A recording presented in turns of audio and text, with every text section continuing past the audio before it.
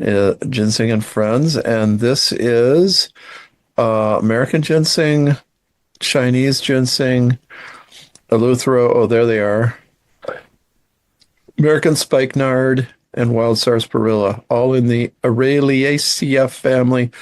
All of them are undoubtedly adaptogens, although American Spikenard and Wild Sarsaparilla haven't been studied enough to be, yes, we are definitely.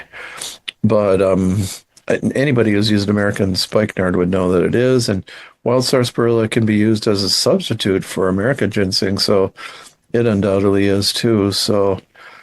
Or maybe Chinese ginseng. I'm not sure. It tastes just like American ginseng.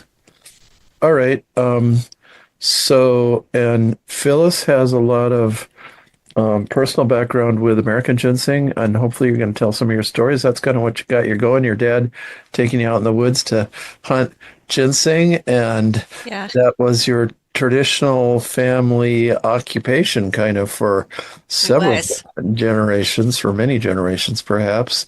It And was. I think my favorite story though is that there was on the modern map it showed Light Gap Road, and Phyllis asked the real estate agent what that meant, and they said, and the woman didn't evidently know Phyllis. She said, "Oh, that's where the Light family used to gather ginseng." That's right. It's the And- gap down so the road ended up when they did the new road 9/11, um, naming the roads and mapping everything out. Yeah, we got a whole road down a mountain named after the family because that's where we used to hunt ginseng. Yep, there's probably still some there. I hope. Yeah, There should be. I don't think yeah, anybody's hunted down that mountain since my family. And, so yeah, probably in 30 years, I don't think anybody's hunted yeah, down that mountain. Yeah. yeah. Well, we have ginseng all the way up to Minnesota, and of course, the capital of the wild growing ginseng, Wausau, Wisconsin, is pretty much directly east on a beeline from here, 5, 6 hours. And then north of that, you don't have much in Wisconsin. There's ginseng all the way up to Bemidji and way up there a bit, American ginseng. And so Wausau is where they grow all the ginseng. And you know, it's really been picked out of the woods in so many places. I've seen it probably less than 10 times I've seen wild populations, but I have seen them. And I remember one place where there was a post in the ground that said, I don't know, north end of septic system, and there, right next to it was a ginseng. The land is being subdivided. It was kind of a miracle it hadn't been subdivided already. Good. Oh, and I picked it. And then some fools helped weed. Oh, we'll weed your your garden, and they weeded out the ginseng. So Mm. yeah. Well, okay.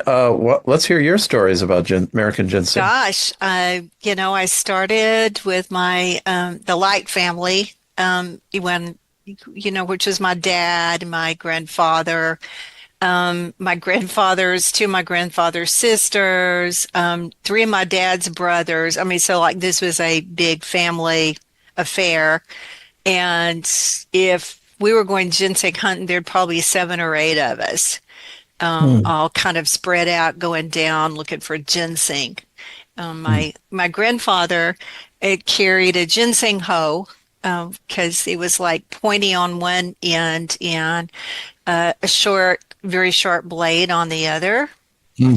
and a burlap sack to put any ginseng in there we found. So the Hmm. sack was very breathable, made out of burlap. So, and Hmm. off into the woods we went with our packed lunch, our sandwiches packed in, or actually biscuits and whatever, you know, we carried with us. But in those days, we drank out of the land. If there was a creek, we drank, just got our Oh, water out of all of. I yeah. would not do that these days. I'm very, very hesitant to drink wild water in this area. But then we were just like, oh, here's running water. Let's, let's drink this. And so we did. But there was no industry around, and it wasn't connected to farmland. So it was pretty safe water. And off Pretty we would go, safe. pretty safe. And then off we'd go for the day. And we'd leave about 7 o'clock in the morning, and we usually were back about 4:30. Hmm. So it was a pretty good day hunting ginseng. So my family, especially my Uncle Waylon, he was kind of like the, what'd you call it, the entrepreneurial business person of the Lai clan. He was the one that we would find wild patches, and then he would carefully, over like 15 or 20 years, make sure that we didn't harvest too many out of a patch, Hmm. and that there was always and that the patches were growing and those sort of things. So I guess it was a kind of forest farming, and that it was oversight of existing patches rather than actually planting new plants, so to speak. So Mhm. but he was the one, and then he was the person that interacted with the fur trader. So in the state of Alabama, you have to have a fur trading license to be able to buy, at that time, to be able to buy American ginseng. Now you have to have an American ginseng license Uh-huh. instead. But back then, anything that came out of the wild was under fur trapping and trading. Right. So And how did you guys protect yourself